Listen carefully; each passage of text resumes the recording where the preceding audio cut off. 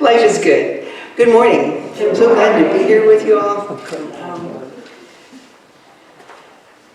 It's home. It's home. Here we are, 2024. First time I've spoken here, this year. 1 whole month has gone by. My sister and I joked because we like to walk at the Recplex, and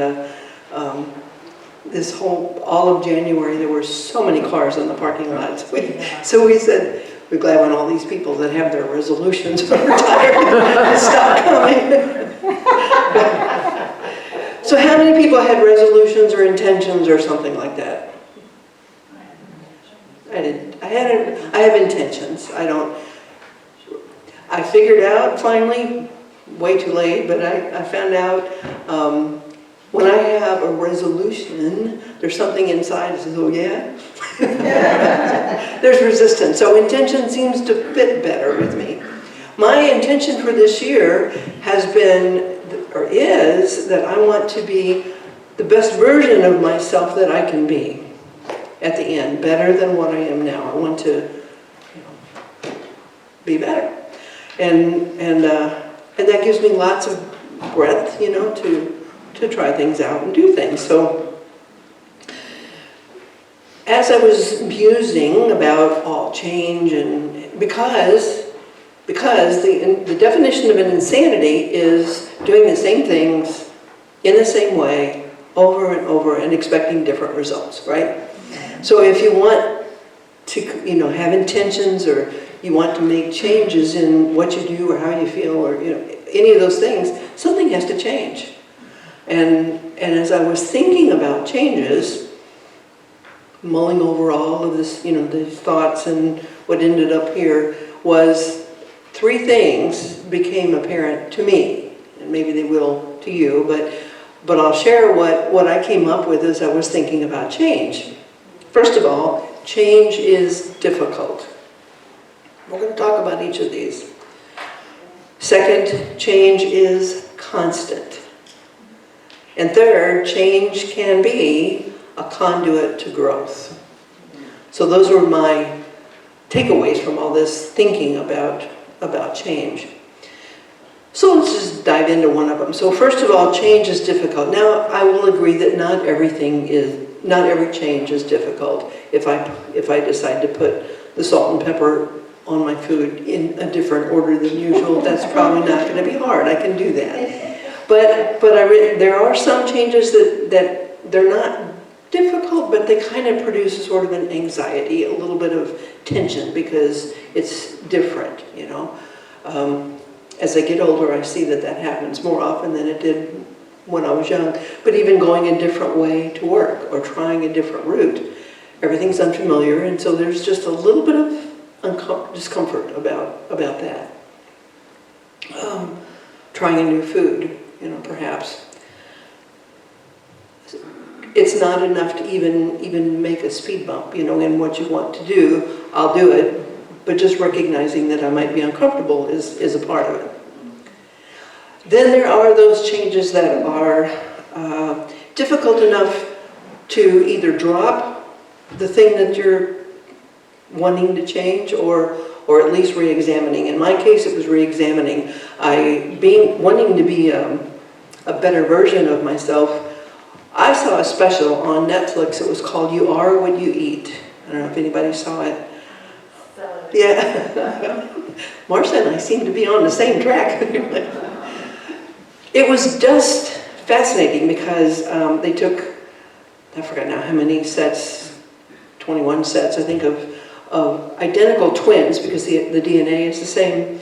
And so one twin would eat only for like 8 weeks or something, a plant-based diet, and the other twin was on an omnivore diet.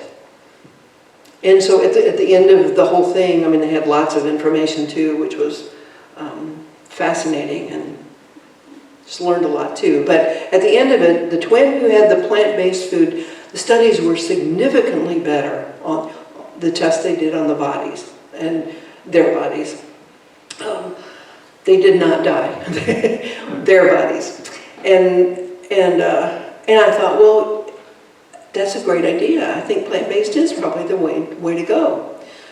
Okay, so I'm over here eating meat and fish and poultry and dairy. I mean, I eat everything. Well, not everything, you know, but I mean, you get the idea. I'm omnivore for sure. So I thought, well, maybe if I go vegetarian, you know, that'll be a step in the right direction. Maybe I could go on to vegan later, but started and bought stuff. Now I decided to allow myself to have dairy because protein. And in like 4 days I had eaten all the things that this is going to be a pretty boring diet if I just stick with these things. So I needed to know more about protein, and in trying to do that, then I started including meat. You know, so my intention, at least, what I discovered, this is really hard. I don't like to cook. You know, I mean, I do, but I don't like it. So for me, experimenting in the kitchen to find ways to put protein together from these, you know, all these things, does not excite me. So I'm going to re-examine how I can be healthier in my diet and perhaps, anyway, sometimes people drop things. That part might get dropped. You know, we'll look at something else, but at least I need to re-examine. So you got some that are just mildly uncomfortable, some that are uncomfortable enough to make you either drop it or really seriously look at the change you want to make. And then there are those things that will really, really hard, devastatingly hard. And if you've experienced a loss, a loved one, lost a job, some force of nature, you know, a natural something, a tornado, a house burns down or something, that's devastating. I mean, the changes that come from that are, they're deep and they're hard. Some that are terribly hard are the ones that are unexpected. Big change comes along and you have no idea that it's coming. That can bring you to your knees. And then there are some that they're difficult. Each change in itself may not be all that bad, but the cumulative effect of change. I've had people tell me about breakdowns in their house. You know, maybe the dryer quits working, and then they get a flat tire and have to buy new tires, and then, you know, like 2 or 3 or 4 things, and pretty soon you're saying, "Uncle, I'm done." So that kind of change, all these things hitting and changing all at the same time, can be really difficult. So change is often difficult. It varies in the degree of difficulty. It varies in the length of time that it can take to adjust to the change. But I think most of us can probably agree that change is difficult. Change is constant. There's an old adage that says you can't step into a river at a particular place, the same place. You can't step into that. It's not, and it's not the same river. Even if you're standing in the same place, you're the same person. You step in, you step out, step back in. It's just a different river. The water has all moved. It's all different water. The water might have shifted some stones. Your body is changing every moment. So it is true. Change is constant. In our bodies, cells are constantly being regenerated. They're dying off. Our skin flakes off. You know, our bodies are changing constantly. So much as we think that it's the same, I have this tendency to think I put it someplace and it's going to be the same always. I may have shown this group, I can't remember. I brought in a tennis racket and I had it for eons, you know, like 30 years or so. And I was surprised when I took the press off. I started unscrewing the press and the screw crumbled. Oh, what is that? Oh yeah, it's about 35 years old. Okay, I understand. So I'm expecting things to be constant, and they're not. Nothing is ever constant. Often we resist, don't we? I mean, I've heard people say, I don't like change. I don't mind change myself, but we have this thing called an ego, and the ego wants us to stay with the status quo. It wants to keep us safe, and so by doing things the same way all the time, there's a better chance, according to the ego. The human side, I mean, they're different. Monkey mind is one that the coaching people talked about. Anyway, this ego or monkey mind will start chattering pretty loudly if we try something new, if we're going to change something, because, oh my God, she's going to do this and then she could get hurt. Well, sometimes you just have to keep going through there. So this resistance, this voice that's going on, sets up kind of a fear, anxiety, and then so we don't want things to change. And the more we listen to that voice, the tighter we want to hold on to whatever it is. It's not always a good idea. I had a friend, and this is decades ago, but I knew that she had been seeing this guy, and she liked him a lot. And so she called me one day, and it turns out what she had done was she went to his apartment. He wasn't home, so she found a window that was open and went in. I know. She waited for him, and he didn't show up. And so she called me, and I went and got her on a bus to go back home. But she was holding on. He didn't want the relationship to be anymore, and she was gripping as tightly as she knew how, even to the point of breaking into his apartment. So sometimes we do in the relationships, we hold on, something that we hold on to people sometimes longer than we need to. All kinds of things that we can. One that is notable for me, because I have been fighting ageism in my own mind. Society, advertisers are all screaming at us that being young is the best thing. You know, being young. Now, if you'll just buy this cream, if you'll buy this lotion, if you'll do this, you know, do this and do that, wear this kind of garment, then you'll be attractive and you'll be young. And so it causes me sometimes to hold on to the youth as much as I possibly can. You know, it's just so much.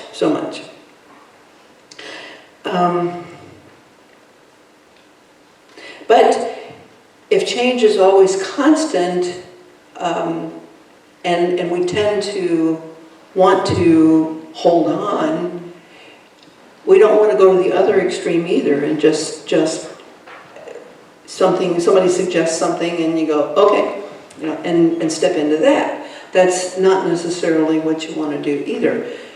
The advertisers would love it if you do that, but it may not be the best.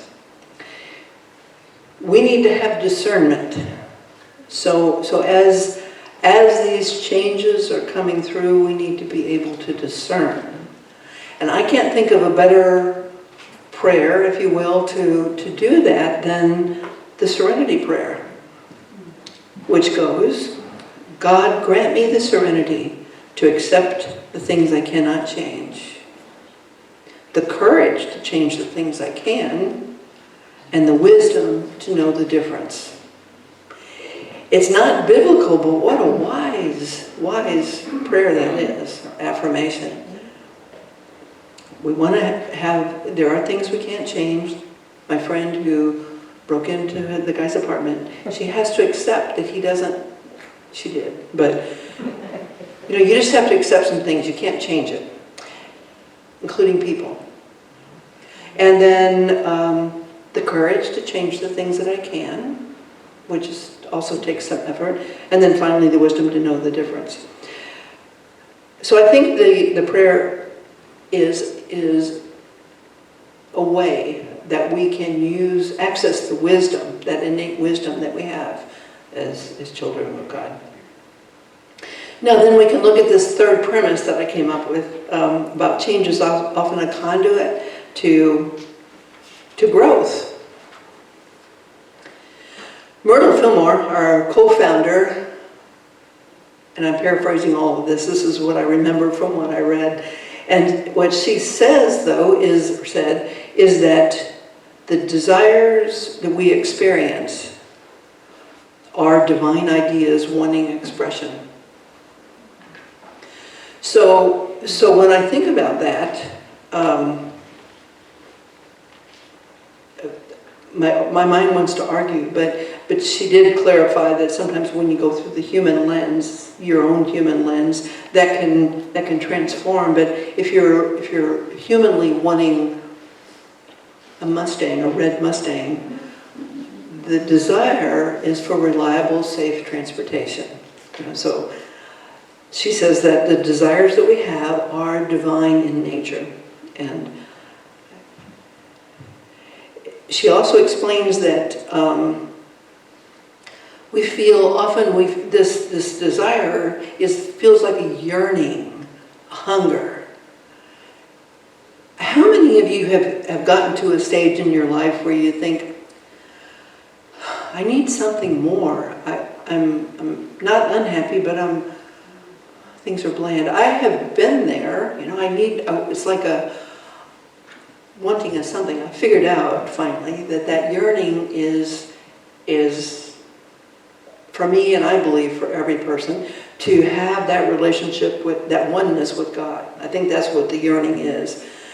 But before we recognize what that hunger, that yearning is, we'll know that something isn't what you want it to be, so you might try a new haircut, or you might buy another car, or you might get another house or residence, or you might change a relationship, all trying to satisfy that yearning, that hunger. But as I say, it might satisfy it for a little while, but not long term until you realize that you just really want to be one with God.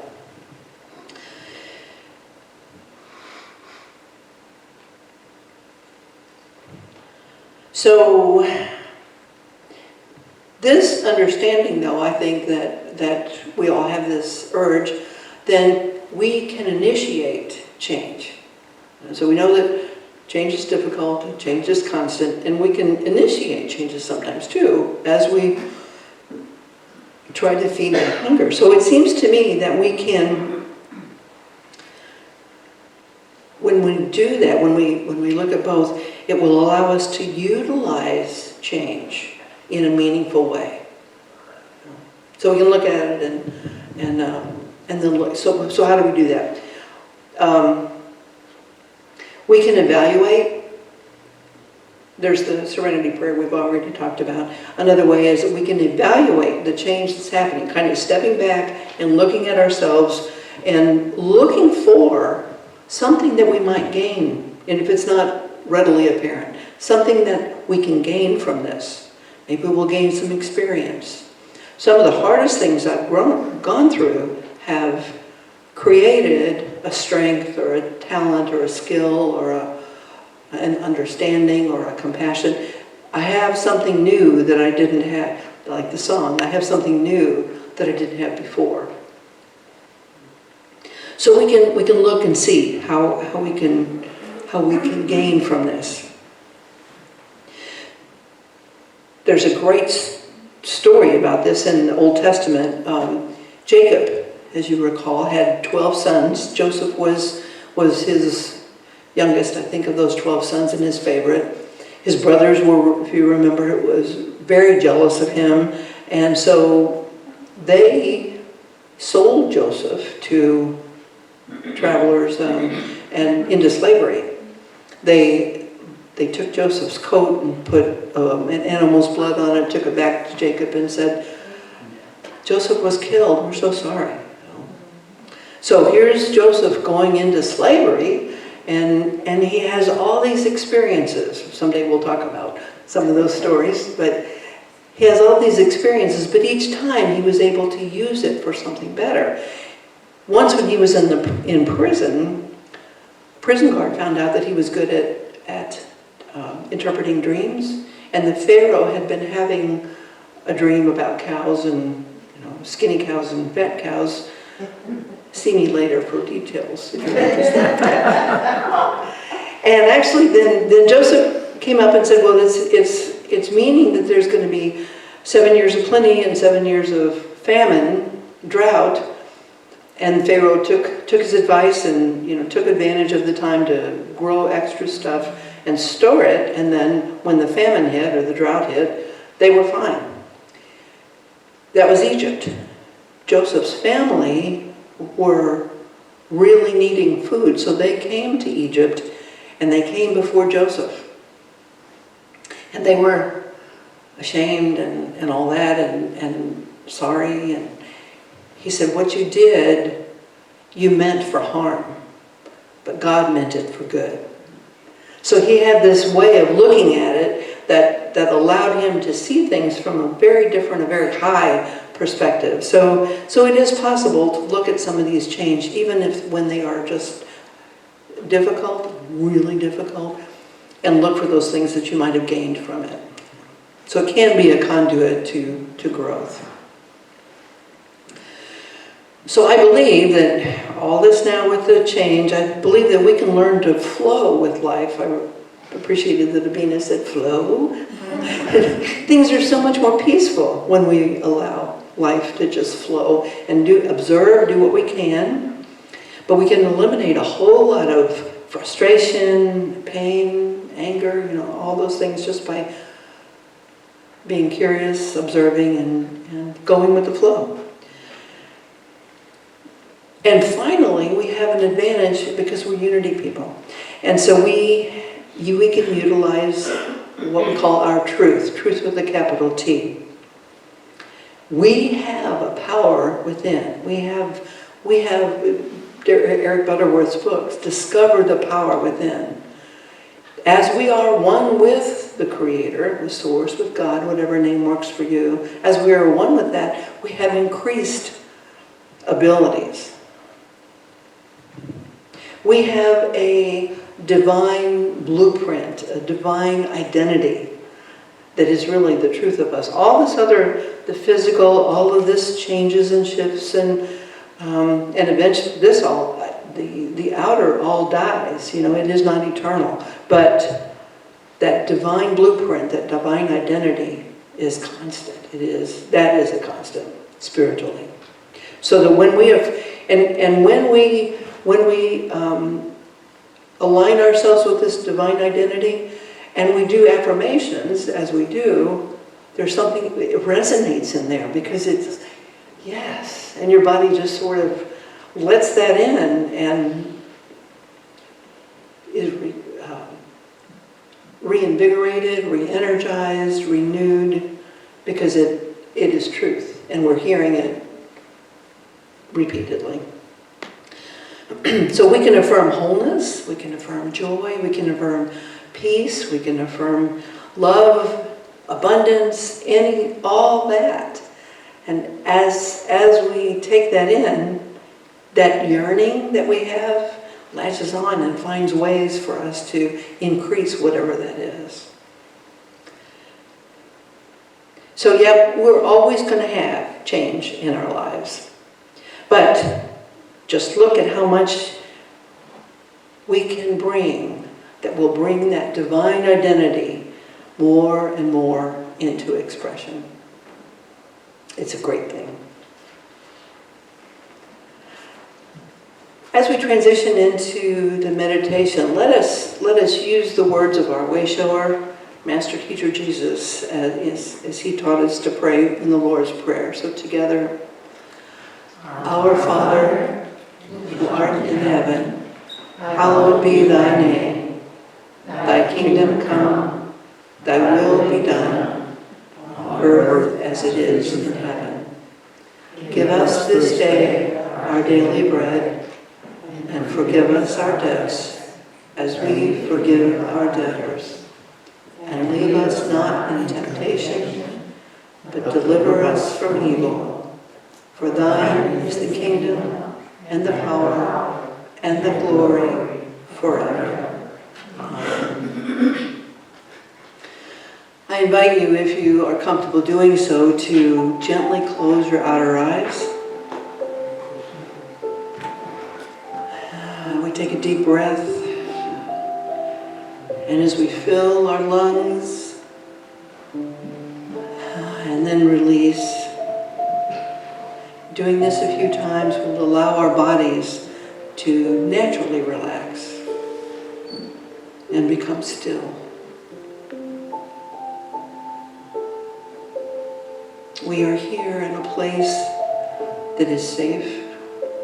We are surrounded by people who are supporting your spiritual journey. All is well in this moment. We allow our minds, which want to chatter, we allow them to kind of just tune in and focus maybe on your breathing. Watching the breath come in, watching it leave.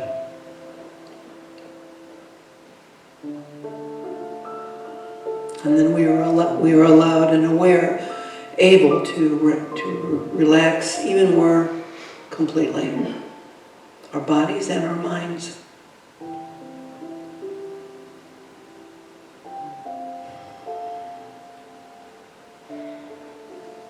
As we are in this present moment, and open and willing and receptive, listening, if you will,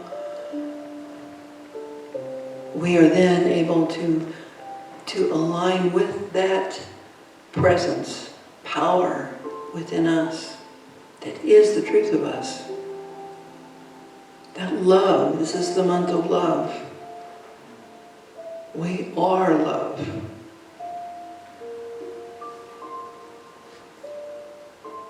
So in this moment, let us take on that mantle of being love.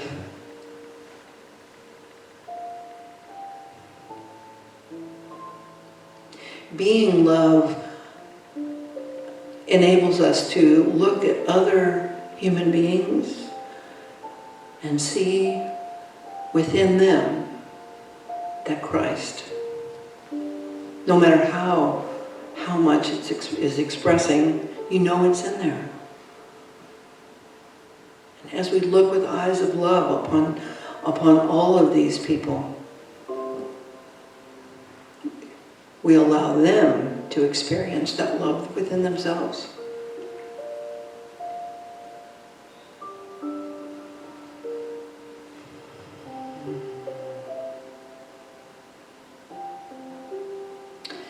Imagine, if you will, that you're in a boat of some kind, a canoe or a raft or something, and you're not going anywhere, you're just on the body of water, and you're just swaying gently.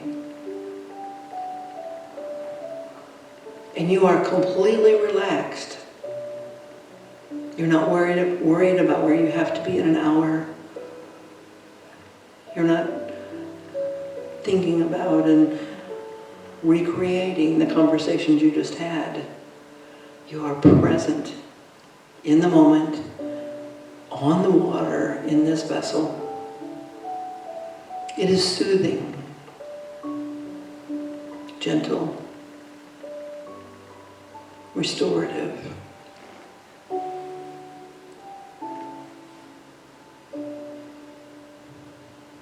As we take the time today and each day to do this form of relaxation and centering,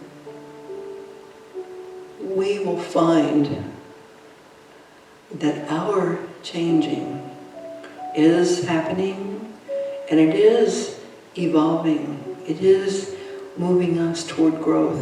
We are more peaceful. We are more joyful. We are better able to see others as other children of God, not enemies.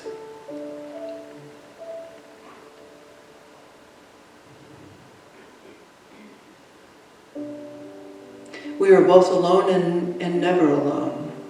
We are alone in that we have complete control over our experiences, often our thinking. No one on the outside can make us happy. No thing can make us happy. true happiness. And in that sense, we are alone. But in a very real way, we are never alone. We have that presence. We have that divinity, that God within us, always. And as we relax and allow ourselves to tune into that and rest in that, we have all we need to navigate the rivers of life, to take advantage of the things that we can change, to have the serenity and the peace to just accept those the way you can't. We have the best thing that we can have, and that is that experience of oneness with our Creator. This is the desire, this is the yearning, this is what we're here to do and to be. And so we welcome change. We open our minds and our hearts, trusting that we'll have everything we need to get through them, knowing that we'll be better on the other side, and having the strength and the courage to have discernment and wisdom on what is ours to do.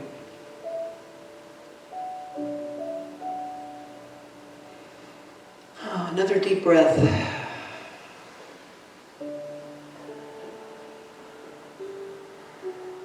We're grateful. We're grateful for a number of things. We're grateful for this awareness that we have all we need, anywhere, anytime. Grateful for the knowledge of the truth of who and what we are. Grateful for the teachings of our master teacher, so that we can see what we are to do. Grateful for the many, many loves and blessings we have in our lives. And even the simple things like a sunshiny day can bring us great joy. And so we conclude this time of reflection, renewal, peace, with just a moment of silence, and then with gratitude. So just in the silence,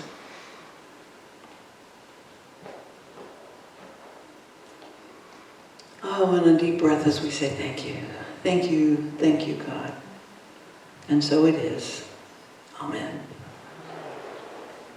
Where your prodigal may never come, where your dreams so big it's never done, where your work feels less like work than fun, tell you what I want. That one, that one, I want that one, yeah.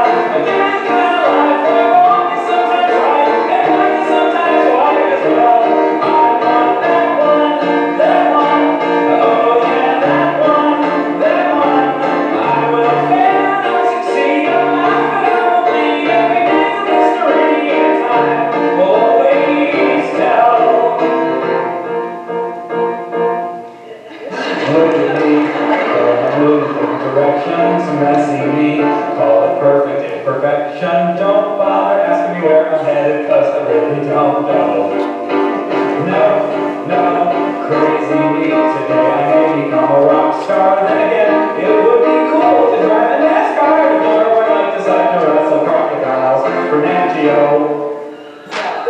You don't need to say that my prodigal may never come. I know my dream's so big it's never done, but if a life really is like work then fun, tell you what I want. That one, I want that one, yeah. Again, it's my life, where wrong is sometimes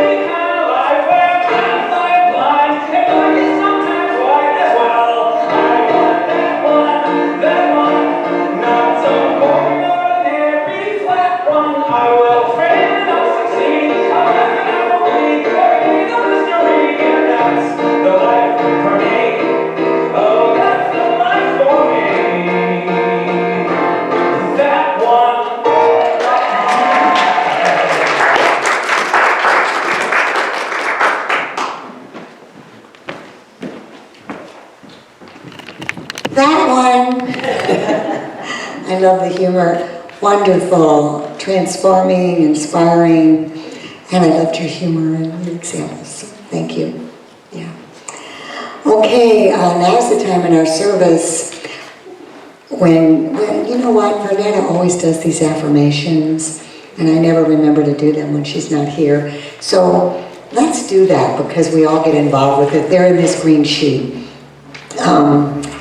With expectant faith, I am optimistic and confident. That's a good affirmation. Together, with expectant faith, I am optimistic and confident. And then you get to turn to somebody and you get to say to them, with expectant faith, you are optimistic and confident. And then as a community, let's together say, with expectant faith, we are optimistic and confident. You know, I have to make a comment about this. I always am uncomfortable because I always think there's somebody who's nobody looking at them. And so I don't know how we fix that, you know, but often we're sitting by somebody, so we turn to them and, you know, I just kind of look around. Does anybody not have anybody that's saying this to them? Anyway, that's just my observation. You didn't need to hear that, but I said it. All right. Now is the time in our service when we invite you to share your financial gifts with this ministry. So if you'll take the gift you brought in your hand with you, and let's say our offering blessing together. Together. Divine love through me blesses and multiplies all that I have, all that I give, and all that I receive. Thank you, God. And our announcements for today, well, your announcements are on this green sheet, but I probably have more to say. Anyway, a reminder that Easter lilies, and if you haven't had a chance to order your Easter lilies yet, they're wonderful to take home and have, or to give as a gift to somebody, but they beautify our sanctuary. So consider ordering an Easter lily. The forms are out there on the table. Also, what's next? What's next is that next Sunday is our new member class. So if you're thinking about joining the church, you're not already a member, it's not next Sunday, actually.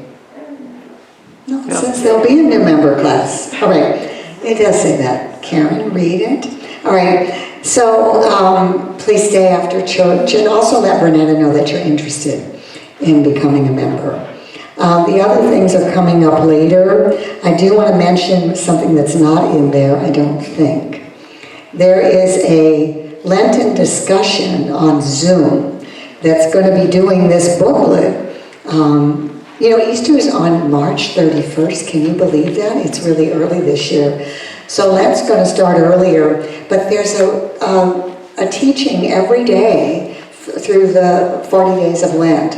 So you might consider getting this booklet and giving yourself some extra spiritual nourishment. And Jackie Compton, our licensed Unity teacher, is going to be doing a Zoom discussion Tuesdays from 7 to 8:30 on Zoom. That's not in there, is it? Is that in your bulletin? Sorry, I'm not doing well this morning, but okay, you'll forgive me, I hope. Okay, that's all I'm gonna say for that. All right, did I forget something important? I probably did. No? Oh, we have another offering blessing. Yes, thank you. I don't have that written up here, so I gotta come over here. Okay, let's say our prosperity prayer together. Together, in a consciousness of divine love, we receive as we give abundantly, magnifying these gifts and pouring them out in service. We celebrate prosperity, and so it is. Amen. And now I invite you to gather around the outside as we do our prayer circle. Bring your prayer request and your answered prayers as we gather together.